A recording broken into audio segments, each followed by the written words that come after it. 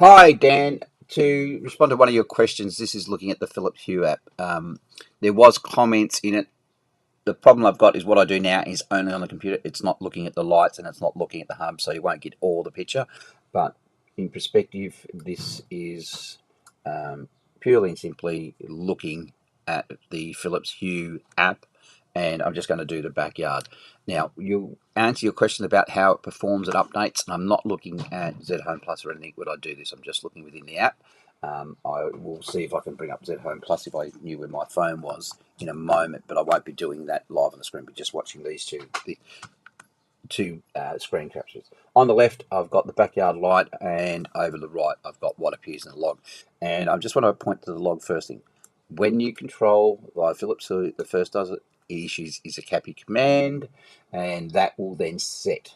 Right. So if I go off, you'll see that it gets off 647, and in a few seconds this will there it is, 647.44. It's now updated that in here, so it's immediate write and update of anything in here is via the C command. So if I set this,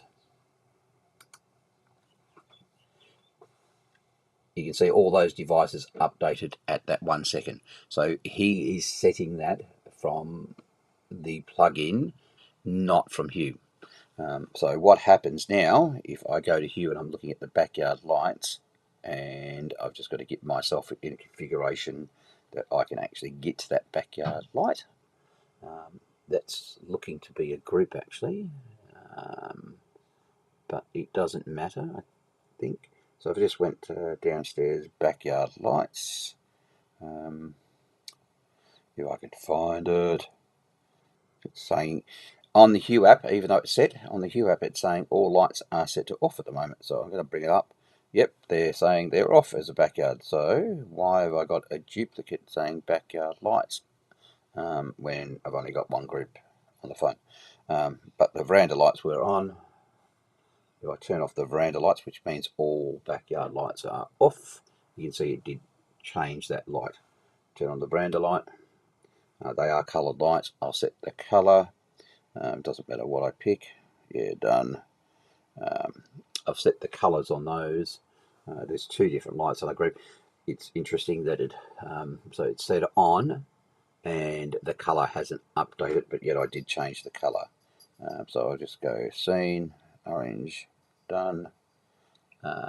So I can't see, it did pick up the colour change then. So that was pretty instantaneous that it did update. So it is a little bit more. So I've just gone in again and changed it around, and no, it didn't update that time. Going in the wrong way. So I've just hit it to all to be bright, and that took about 10 seconds, 10 or so seconds before I went turn it off. 1, 2, 3, 4, 5, 6, 7, 8, 9, 10. I've stopped counting, so that was about 11 seconds. So its update from the Hue app backwards is about 10 seconds, so it depends on its polling frequency again. However, if I use the color here to set it, it will save it here, but it did it went through pretty quickly. It was about a second after that that the Hue app updated.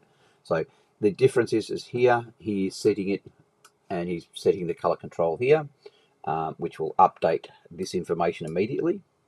And that's how it is working, and that's the way that Wim should be doing it for the Joey Hue, is he actually should be setting this and then the command set out.